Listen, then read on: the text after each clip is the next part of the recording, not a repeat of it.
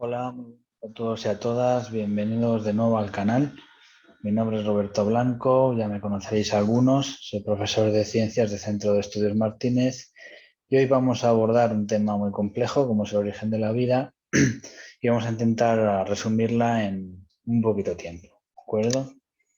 Lo primero, para poder hablar del origen de la vida, tenemos que saber qué es la vida, ¿de acuerdo? Porque es un concepto que varía mucho a lo largo del tiempo y a lo largo del estado de conocimiento, ¿de acuerdo? Nos empeñamos en buscar vida fuera de nuestro planeta cuando aún no sabemos bien lo que es en sí la vida ni todas las formas de las que existen. Podríamos hacer un poco de referencia en antiguas definiciones o las más importantes, las que podemos hacer una referencia. Empezamos por la de Aristóteles, aquel filósofo que decía que la vida era aquello por lo cual un ser se nutre, crece y perece por sí mismo. Y una de las últimas, de un premio Nobel, Christian Duvet, que decía que la vida es un sistema que se puede mantener a sí mismo en un estado alejado del equilibrio, que puede crecer y multiplicarse con la ayuda de un flujo continuo de materia y energía proveniente del ambiente, es decir, del entorno que nos rodea. Según vamos avanzando en el conocimiento y van apareciendo nuevas técnicas o nuevos descubrimientos, vamos variando esa definición. Incluso cada científico puede que tenga la suya. Por tanto, es un término muy variable, difícil de abarcar, difícil de explicar. Si entendemos el origen de la vida como dos etapas bien diferenciadas, lo que es la etapa precelular, como os pongo ahí, es decir, la aparición de las biomoléculas o de las formas prebióticas, y luego la etapa celular como la aparición de los seres vivos como tal, dejamos claras estas dos etapas y vamos a ver un poquito lo que es cada una, muy brevemente, porque esto daría para mucho. Remontándonos al origen de la Tierra, cerca de unos 4.500 millones de años, nos podemos hacer una idea de las condiciones que rodeaban a esta creación. Las condiciones, como os pongo ahí entre comillas, son las condiciones infernales como las que hoy conoceríamos como el infierno, ¿no?, religioso. Son unas condiciones en las que la Tierra era golpeada, impactada continuamente por asteroides del espacio exterior, así como continuas erupciones volcánicas del manto de la Tierra. Todas estas emanaciones provocarían la generación de una atmósfera, la cual estaría compuesta por muchos, casi todos los gases que os pongo ahí, como es el metano, nitrógeno, dióxidos tanto de carbono como de azufre, ácido clorhídrico, hidruros de nitrógeno, los amoníacos, etc.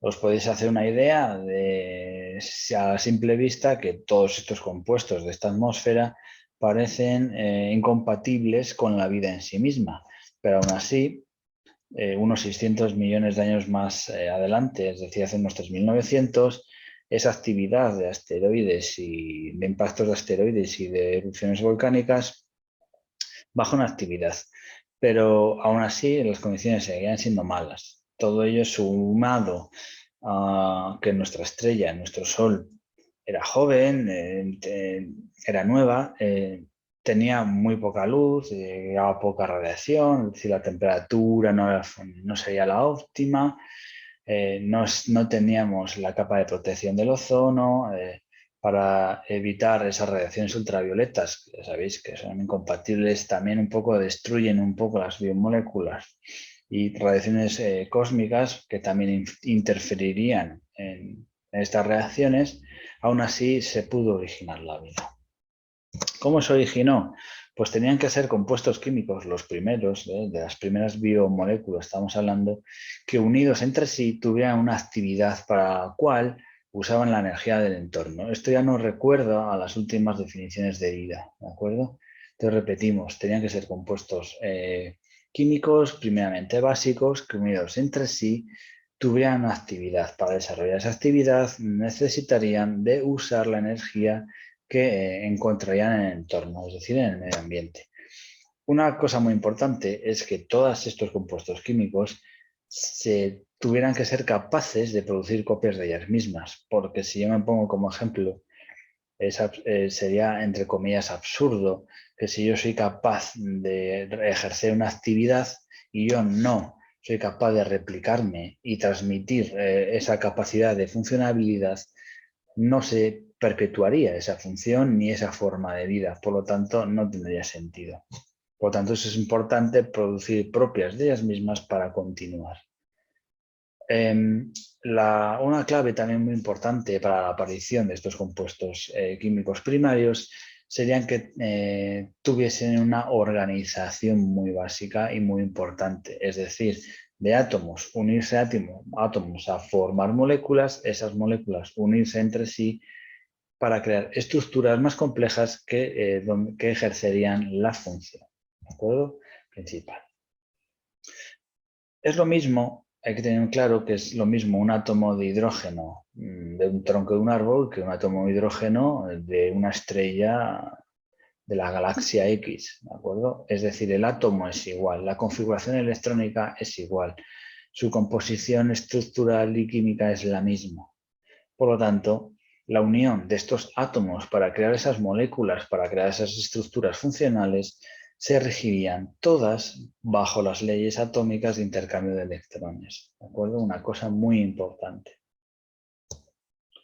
Haciendo acopio a esas leyes atómicas de unión de átomos, el origen de la vida tira mucho de lo que es la cristalización mineral, porque si hacéis, que es como una pequeña estructura de un cristal a nivel atómico, molecular, veis que un cristal es capaz de extenderse y crear moléculas homogéneas con un orden interno, incluso unirse a otro cristal. Es decir, es capaz de aparecer, crecer y replicarse, es decir, capaz de copiarse varias veces. Aquí os pongo a la derecha un ejemplo de la formación de la arcilla, que a partir de los átomos van construyendo unidades más grandes hasta formar lo que es la cadena, y esta cadena se va duplicando, haciendo una copia de ella misma y que es X infinitas veces, ¿de acuerdo?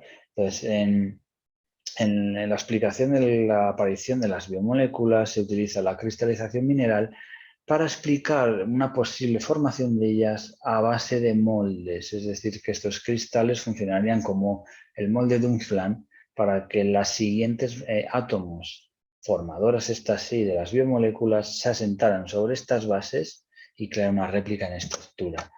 Esto nos viene un ejemplo muy bien en lo que se conoce como biomorfos, es decir, formas semejantes a la vida. Y esto que veis aquí son fotografías tomadas con microscopio electrónico de barrido y no son ni un virus, ni células dividiéndose, ni esporas, no, son cristales. Estos son cristales y como veis la forma espacial que adoptan por esas configuraciones electrónicas se parecen mucho a estructuras vivas. Por ejemplo, podéis compararlo con un gusano de una mariposa. Podéis compararlo con las trompetillas de un hongo.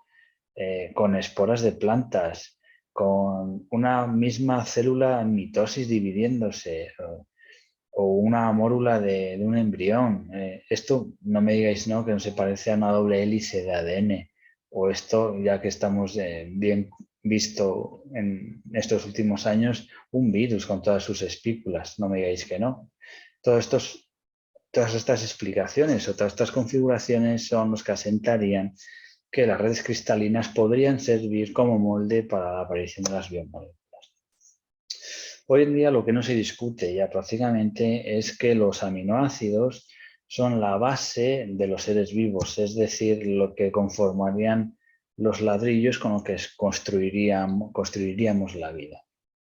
Los 20-22 aminoácidos conocidos, los 20 esenciales, más un par de ellos que se han descubierto como modificaciones post-traducción, ¿de acuerdo? De los esenciales, son los que compondrían estos ladrillos de la vida, es decir, las piezas a partir de las cuales se empieza a construir el resto de vida, ¿de acuerdo?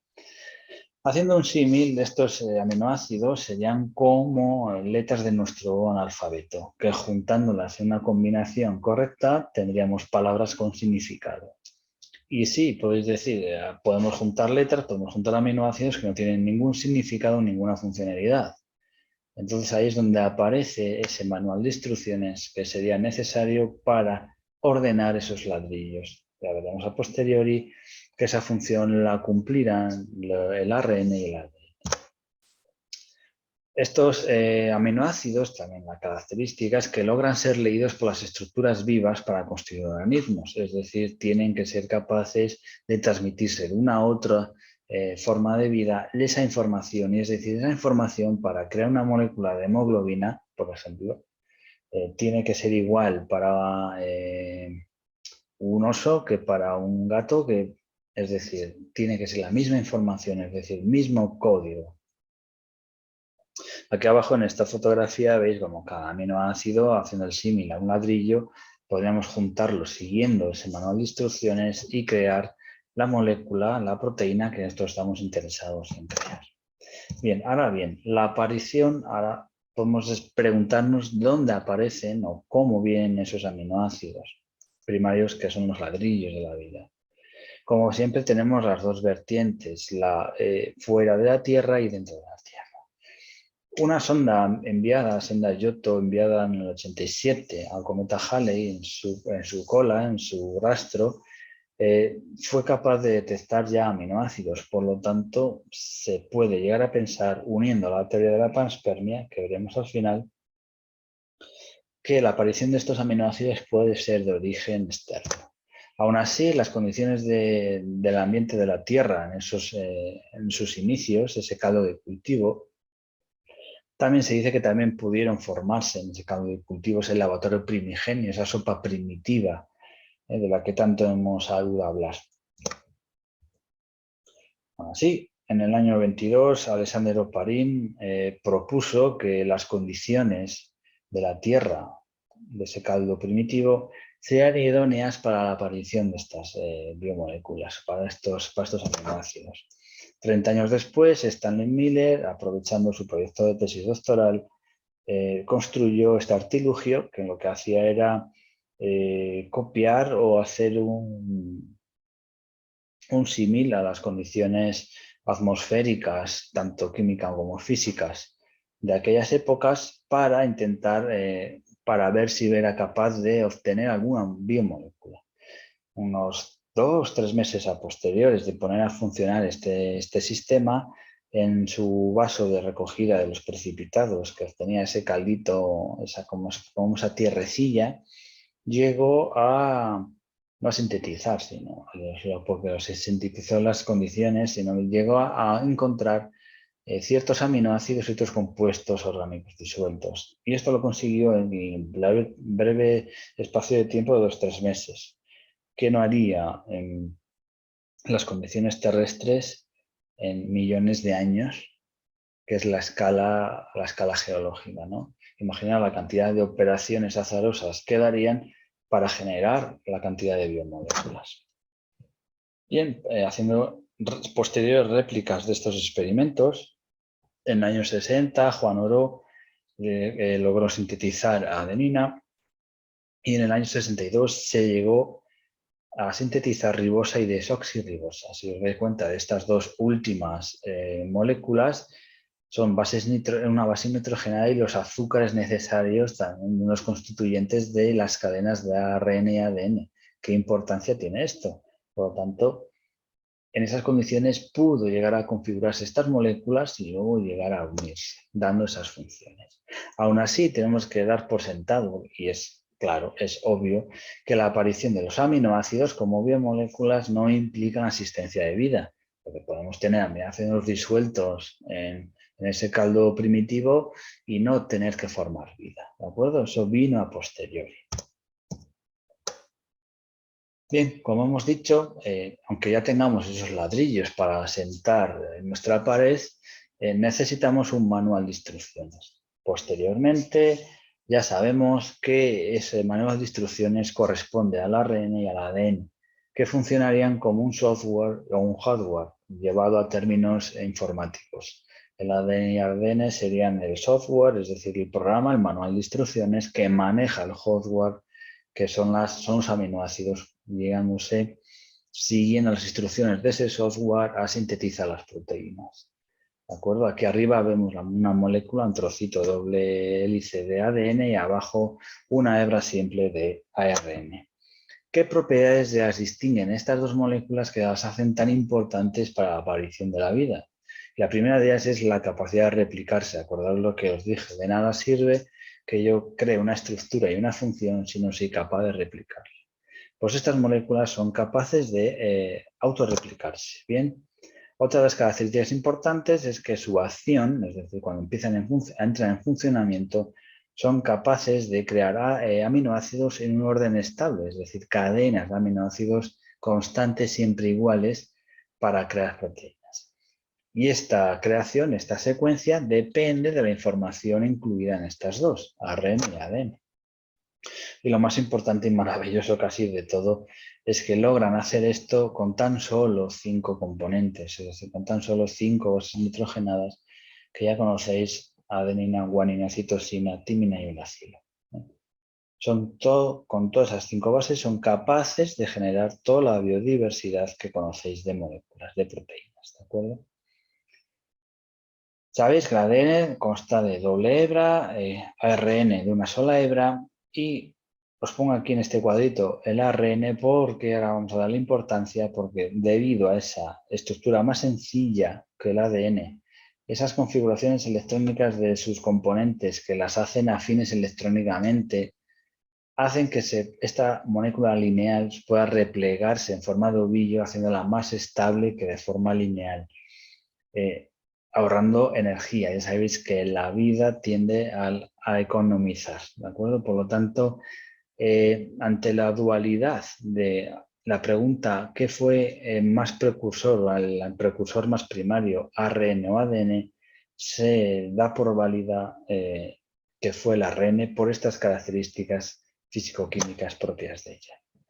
Entonces, alrededor de esos 4.000 millones de años, se piensa que la unión de esos adenines, uracilos, citocinas y guanosinas reaccionaron entre sí para generar el primer polímero de ARN.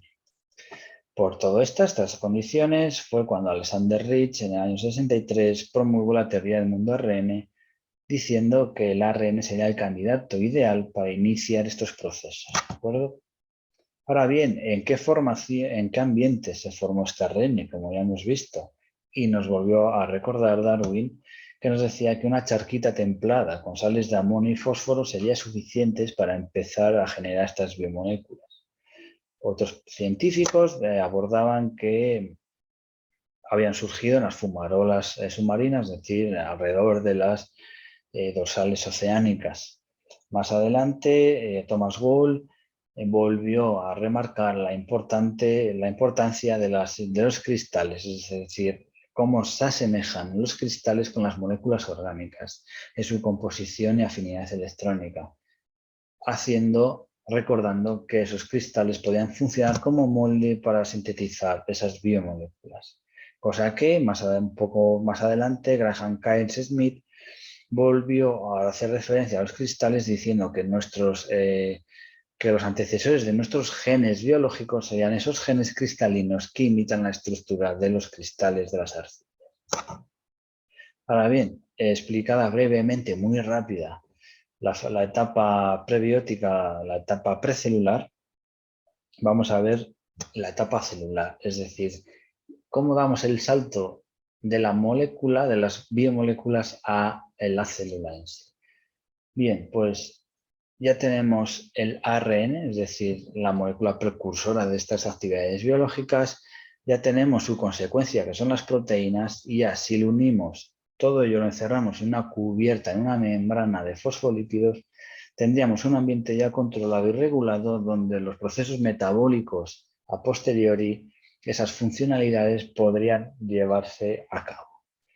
Esto se piensa que se pudo llegar con los registros y los cálculos hacia los 3.600 millones de años. Recordar que la aparición de los primeros prebióticos, es decir, las primeras biomoléculas, fue alrededor del 3.900, 3.800. Fijar que en un rango de 200, 300 millones de años hemos sido capaces de pasar de simples moléculas a la aparición de la primera.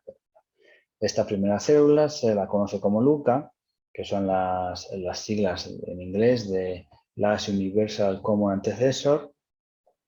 Y aquí abajo os pongo una imagen de cómo esa primera célula es la precursora de las siguientes ramas de la evolución, tanto la rama de las bacterias, de las arqueas, como de los eucariotas. Aquí falta una pata, que es la de los virus, y como vivos o muertos no se puede estipular bien como esa falta de su propio metabolismo o su propia capacidad de replicación es lo que los mantiene ahí entre serias dudas de si son algo vivo o algo no vivo. No muerto, no, sino no vivo. Y ya para concluir, después de todo esto, os dejo aquí un breve esquema de las teorías, hipótesis del origen de la vida. Desde las más primarias, que son las creacionistas, pues, el diseño inteligente, las religiones, ¿vale? Un Dios creador, pasando por la siguiente generación espontánea, que acordáis de los experimentos de Reddy, que decía que a partir de la materia muerta en descomposición era capaz de generarse vida de la nada. ¿De acuerdo? De las primarias, pero de las más aceptadas y vueltas se está retomando y dándole mucha importancia ahora, no dejéis de ojo, que es la panspermia, que es el origen de la vida desde el espacio exterior, es decir, proveniente de meteoritos, asteroides, ¿de acuerdo? Y luego las teorías modernas son las que hemos seguido más o menos en este vídeo, que es la evolución química de la vida, es de cómo los átomos pasamos a las moléculas, de las moléculas a estructuras más funcionales, al ARN, al ADN, etcétera, etcétera. La siguiente es la teoría mineral, ¿de acuerdo? Ya sabéis que las que sirvían como molde para las biomoléculas, sus estructuras cristalinas.